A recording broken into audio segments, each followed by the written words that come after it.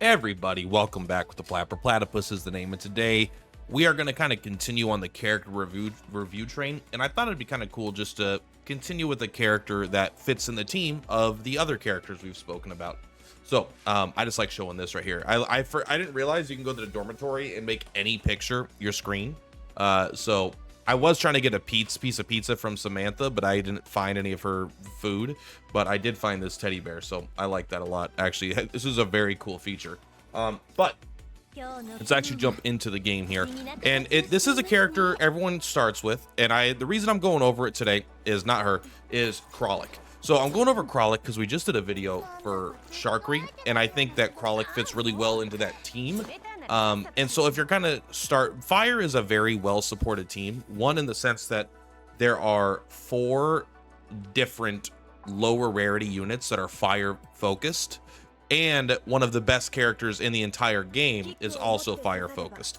And these characters, like this one, is free that you start with, so there's just like a lot of fire synergy. So I think we're going to go through most of these characters first, and then we're going to hit all the characters. I'm kind of saving the legendaries because I haven't used them all yet.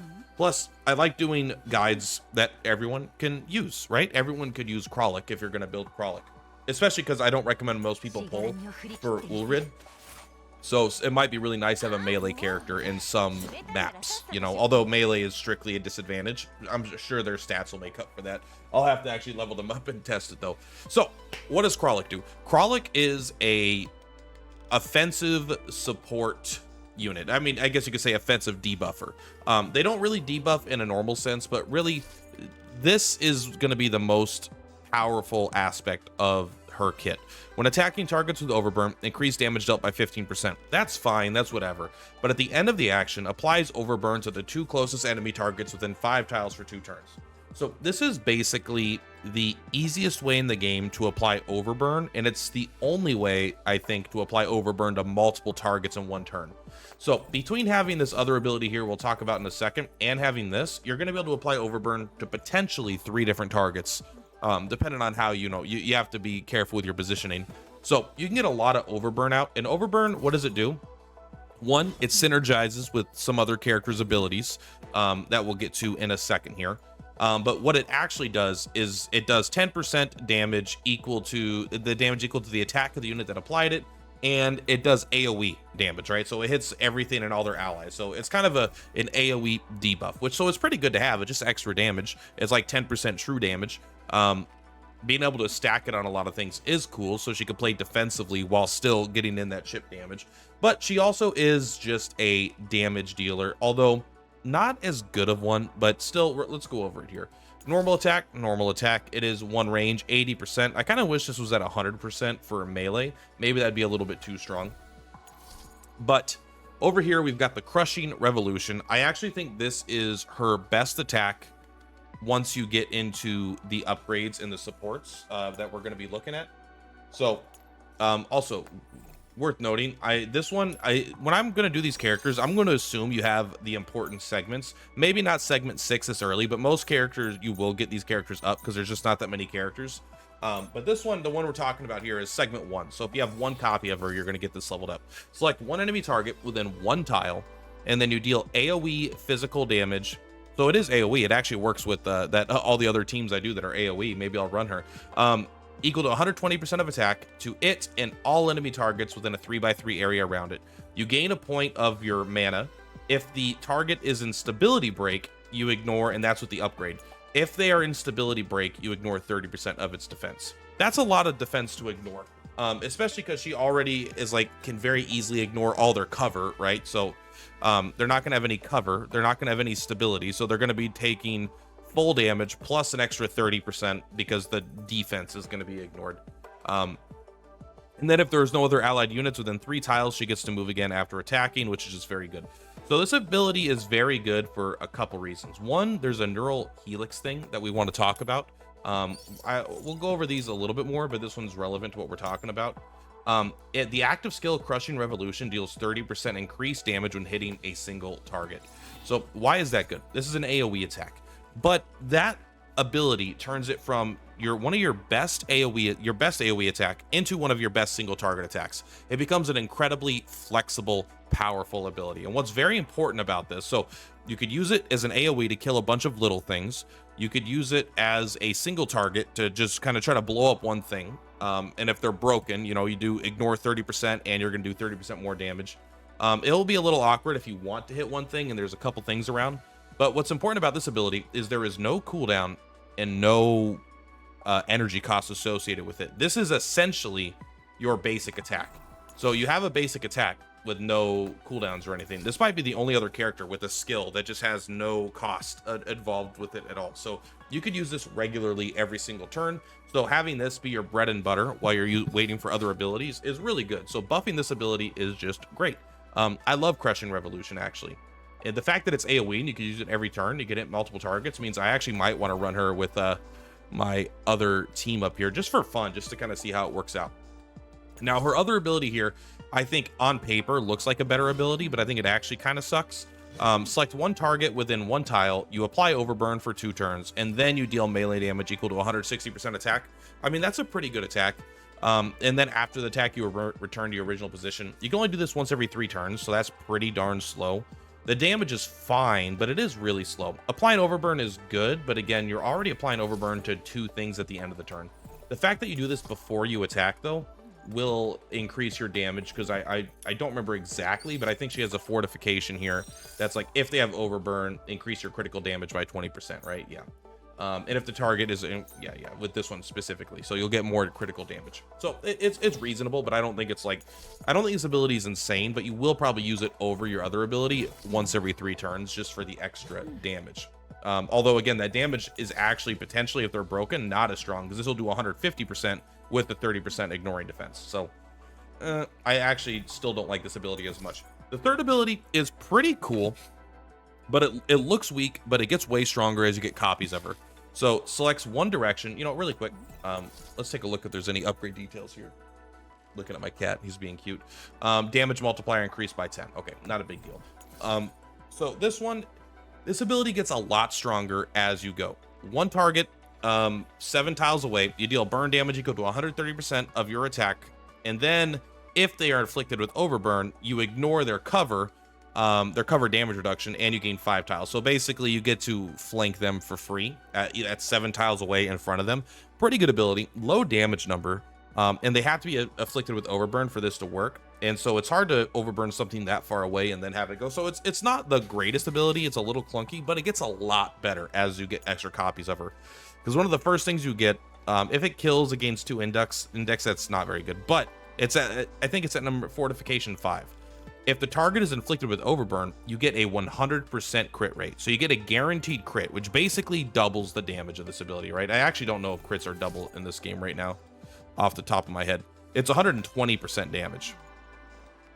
I assume that's not, maybe that's just a 20% damage increase, or is that 120%?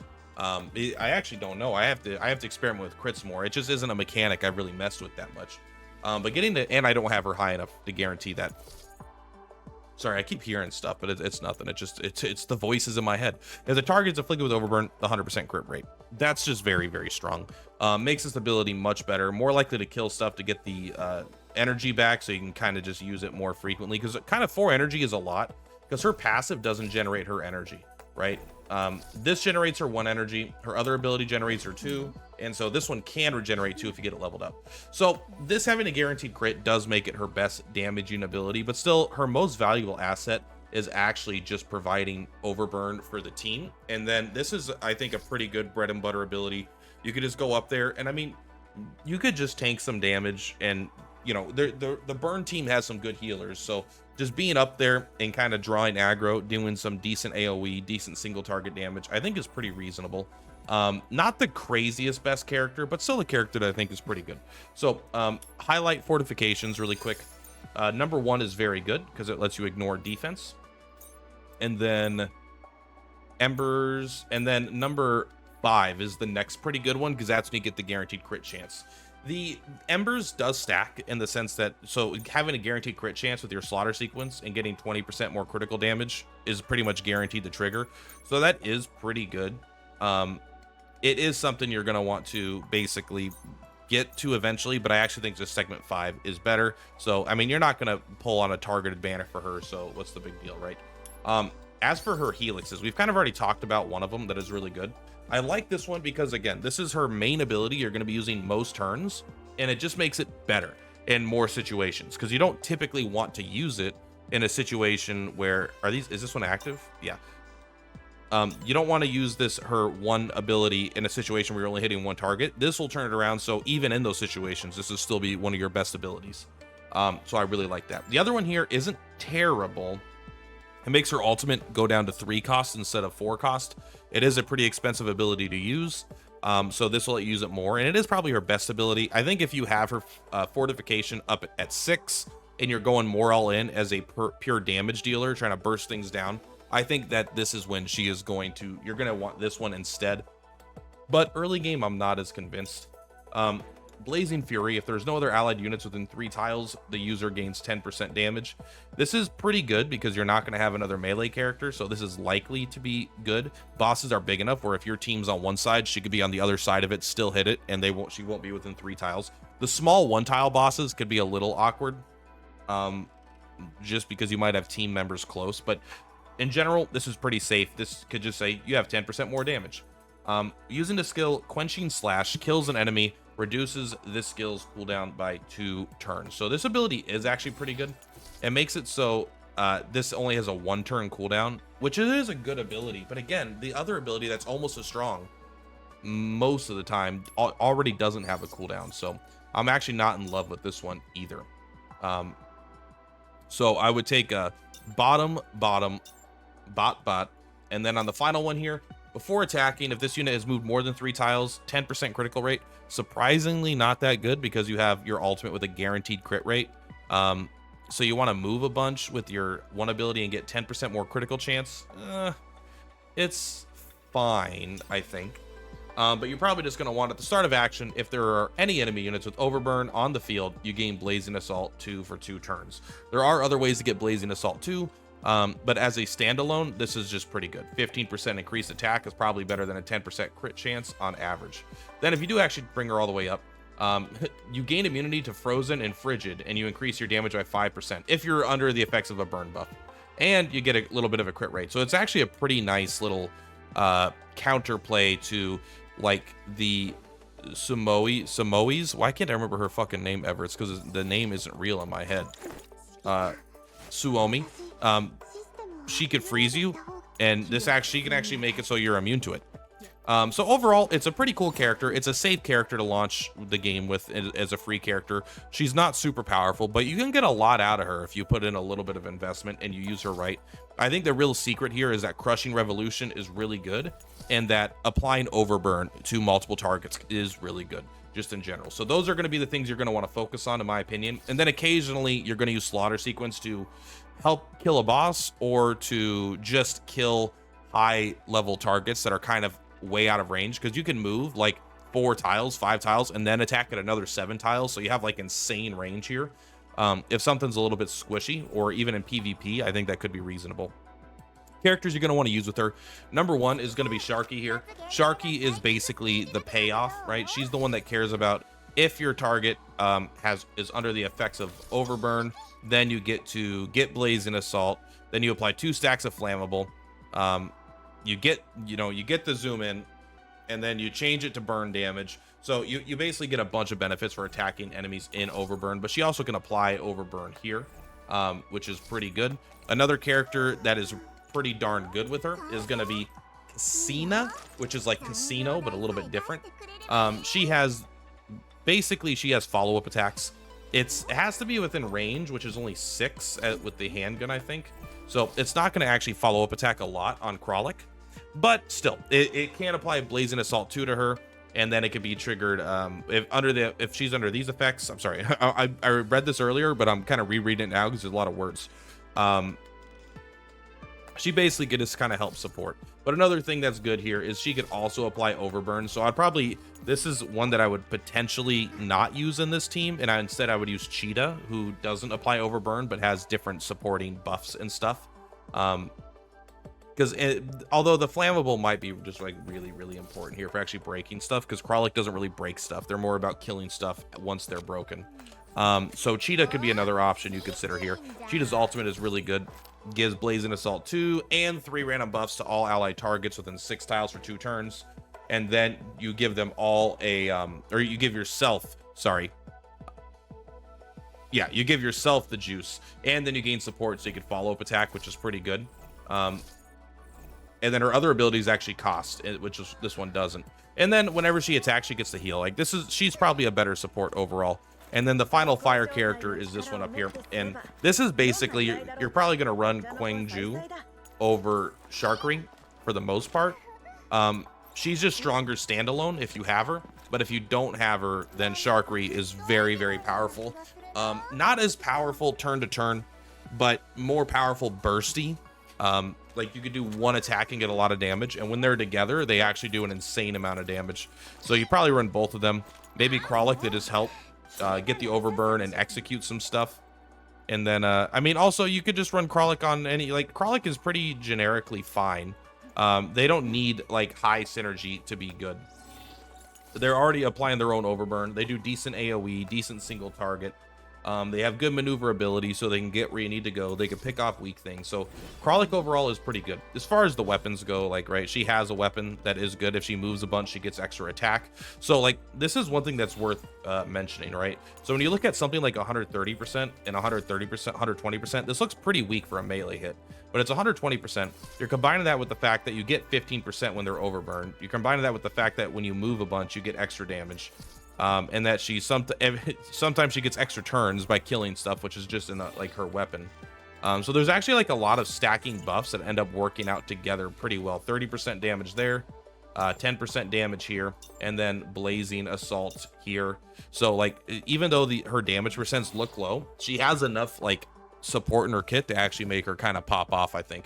Is my face in the way of the whole video? No, not the whole video. There's nothing right here below my camera, so you should be good.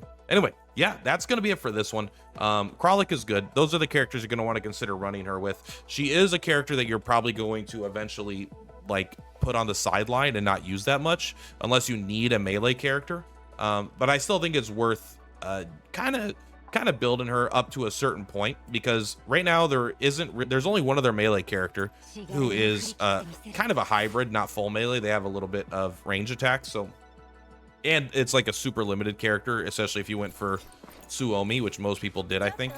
So she actually is in kind of a niche right now. And again, the more characters that care about Overburn being applied, the better she gets, in the sense that she is the best way probably in the game to apply Overburn to multiple targets. So it is kind of nice when you have a lower rarity unit and you can say, hey, they're the best in the game at something. No one's beaten her. But yeah, that's all, guys. Thank you very much. Purplatypus is Purplatypus. I'll see you on the flip-flops. Bye. On the rise, watch the views go up. Content king, never down, always showing up, hitting milestones. The fame never lets up. Click that link, diving deep, never getting up. Gaming, vlogging, every trend.